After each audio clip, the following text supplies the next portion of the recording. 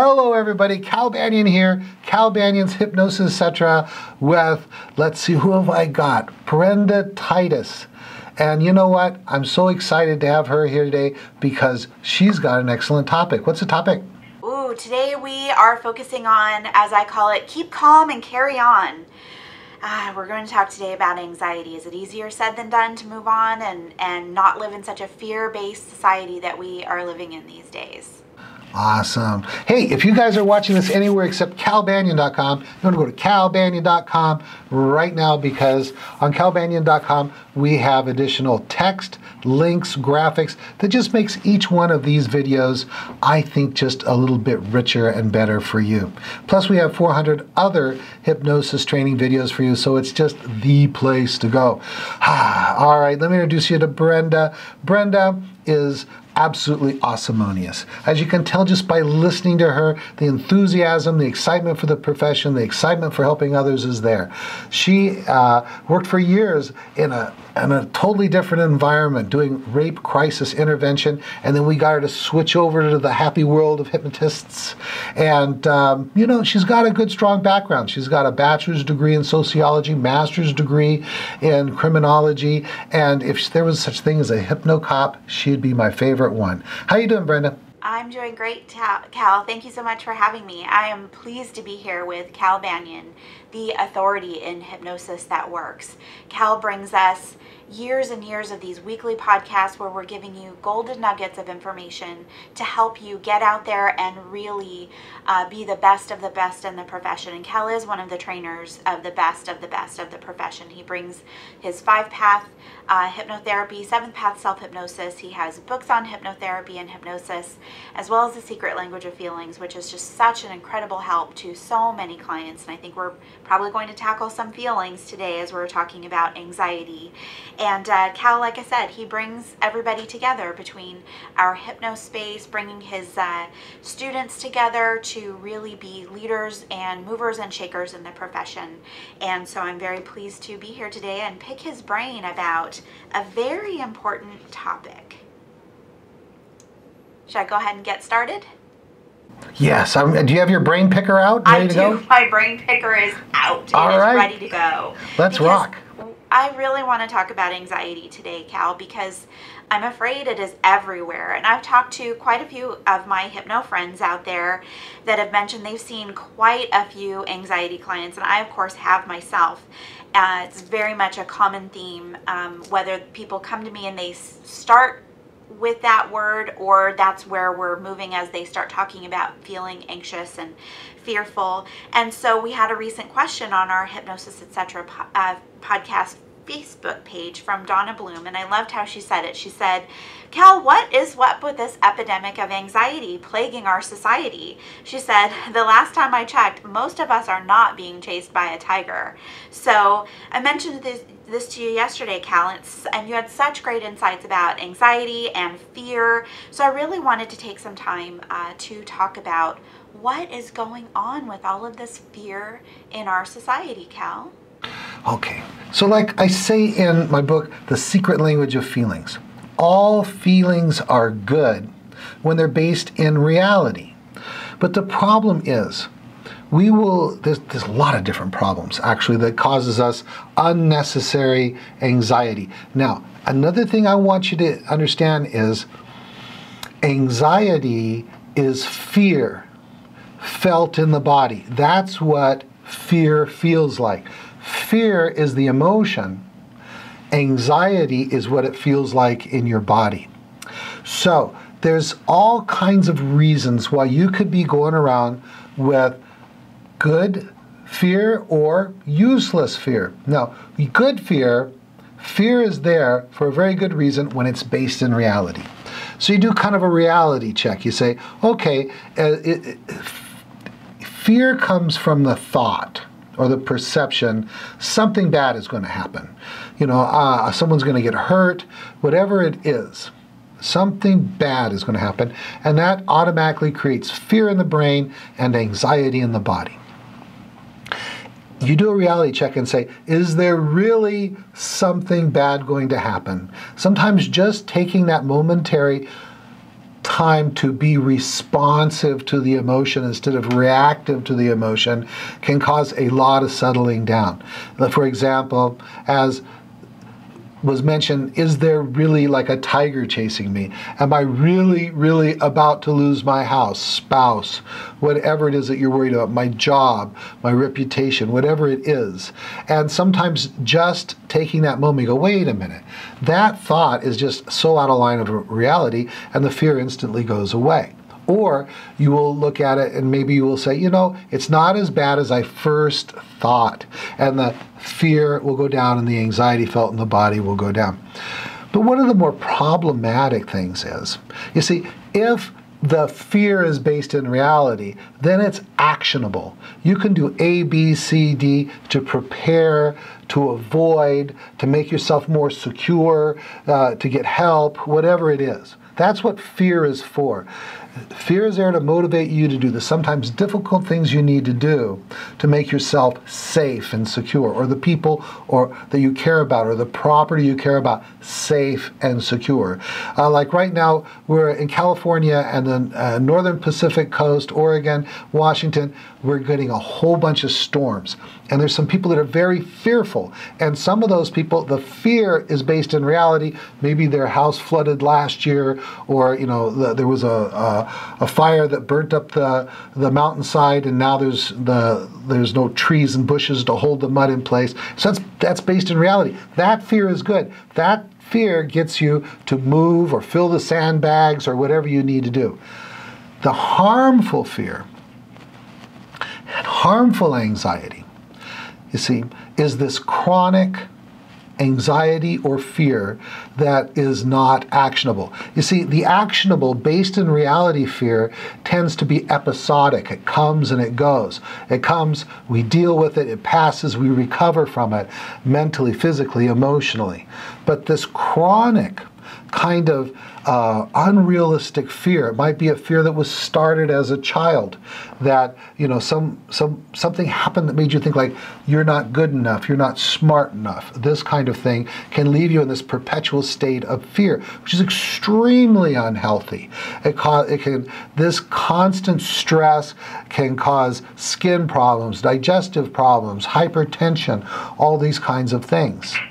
And so with 5-path and 7-path, we can go in and help eliminate that. The other culprit is there is actually this multi-billion-dollar industry out there that is designed to make you feel fearful. It might be a politician giving you worst case scenarios. It could be a mouthwash commercial that's trying to make you feel insecure about your breath. It could be a show that uses very, very, very, very slim models. And then they say that if you don't fit this model outline, then there's something wrong with you. And so there's all these commercials that constantly are designed to make you feel anxious, worried, insecure. And so again, you need to do that reality check.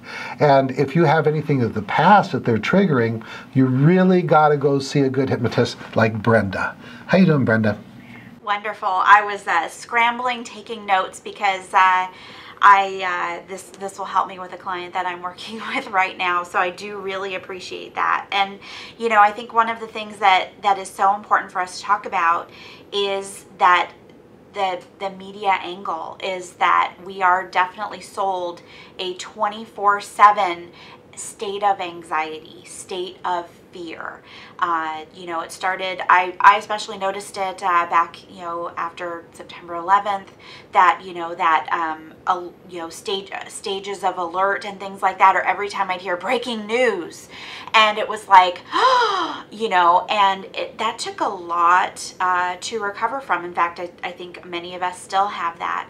And now there is another interesting phenomenon that I really notice where I see clients get very fear-based based and very anxiety based beyond, news and the traditional media, and that is social media, Cal.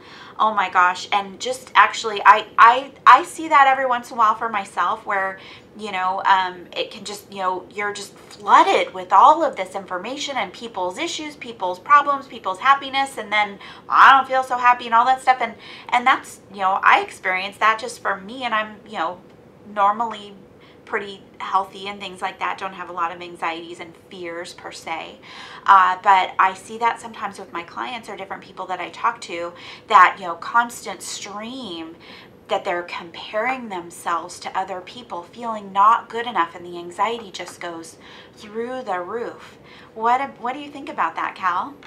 Well, yeah, and that's right. It's like I was talking about with if they have that insecurity, one of the things we got to do is this is what I would, just to get kind of technical here, is in the session, I take them into somnambulism, doing age regression. I would get in touch with that emotion, and then I would time tunnel, find out where they're feeling in their body, take them, turn that into a tunnel, follow it back to an earlier time, recent time, that they felt this way. And I'm going to find out something very important. Is that feeling familiar or new? Because if it's new, it could just be, now, I'm sure when the 9/11 attack happened, there were a lot of people feeling an insecurity that was new. That was a big change in the world. But then if it was familiar, then we know that that event is triggering an insecurity from the past. So the Fab Five, the 5 questions that must be asked in every event that we regress someone to: what's happening, what are you thinking, what are you feeling, is it familiar or new, and how old are you? These 5 questions reveal so much about what we're doing with the client. How's that? Exactly. So important. And Cal, I have another very important question that I want to ask you about anxiety on behalf of everybody, because you and I talked about it, and we said, well, fear, it's the the feeling is fear, but anxiety is what's the literal the emotion is fear, and the feeling is anxiety. Exactly. The emotion is fear, the feeling, the physical feeling, is anxiety. However, anxiety is also a medical term, Cal, is that right? Right. And I think that if you're just being really careful that you're not talking about diagnosing someone with anxiety, the word anxiety existed, for a long, long time. You're not diagnosing someone with some kind of emotional disorder. We're very careful about talking about, that the emotion is fear and the anxiety is what we feel in the body. And so I don't see a real problem with that, unless you start talking in diagnostic terms or labeling terms of you having. We don't say, you have an anxiety disorder. We say you're feeling anxious, right? We were talking about the anxiety, but they say, yeah, I'm feeling anxious. Clients don't come in and say, I'm feeling anxiety, quite as often as they would say, I'm feeling really anxious or nervous about this. And nervous is the same thing as anxiety.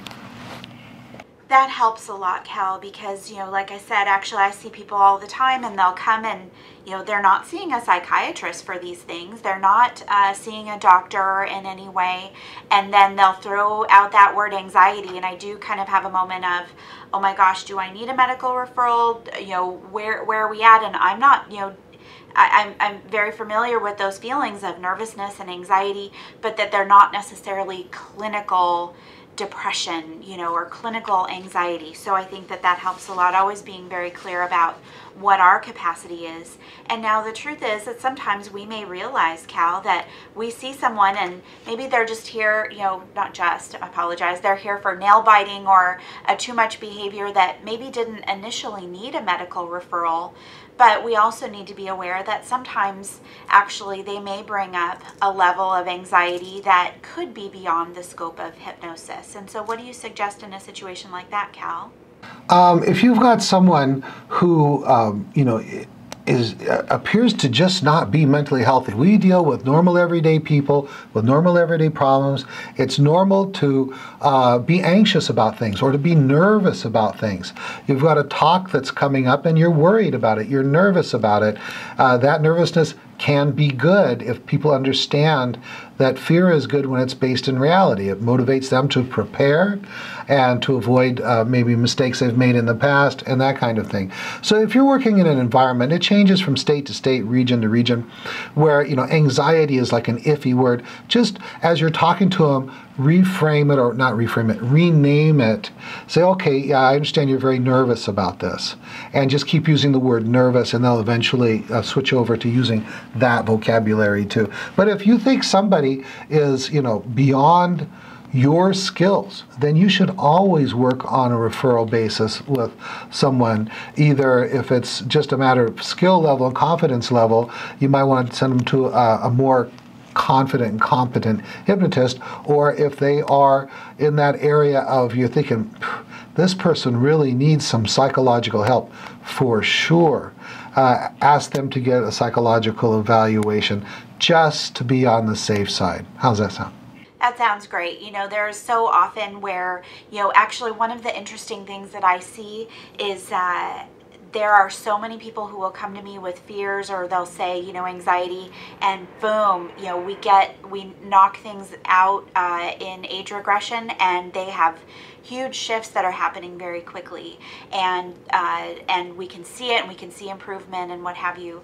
But it's always important to take note when you're not seeing progress, especially when you're dealing with somebody who is saying things like anxiety and fear and things like that. Every once in a while, you're going to realize in the midst of it, wow, this actually is beyond the scope of what I'm able to do. And it's important to be self-aware about those things, and be prepared to refer out or potentially have them get a mental health evaluation to be sure that it's appropriate for you to continue doing that work. So just kind of wanted to talk about that a little bit, because like I said, there are, fear, I believe sometimes fear is healthy and good and normal, and sometimes based in misunderstanding, misperception. Sometimes there's a little bit more going on, so we definitely need to be aware of those things. So thank you so much, Cal, for being able to talk about anxiety.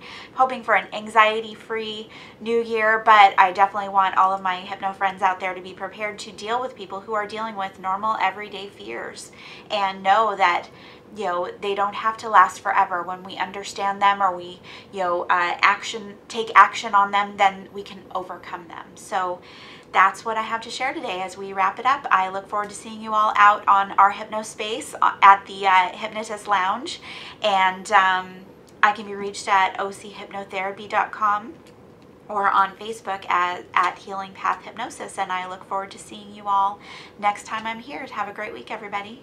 Thank you, Brenda. And I got a news announcement. Hey, guess what? Brenda just agreed to take over the group in our hypno space, and she's going to be the Hypnotist Lounge concierge or bartender or whatever you need her to be, because she's taking over that group, and I think it's just going to be a better place with her in there, keeping the conversation going, keeping things light and very social. All right, I want to see you guys in class.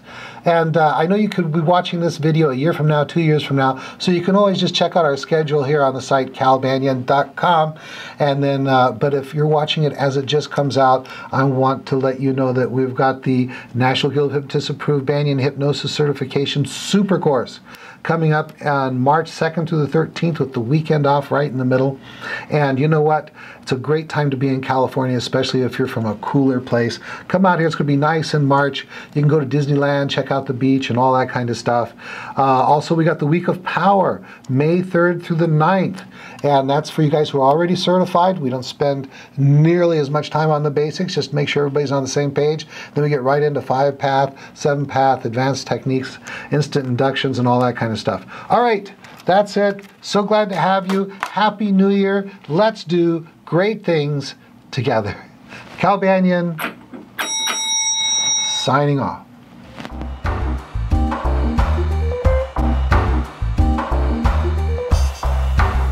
This recording is the property of Cal Banyan and the Banyan Hypnosis Center for Training and Services, Incorporated.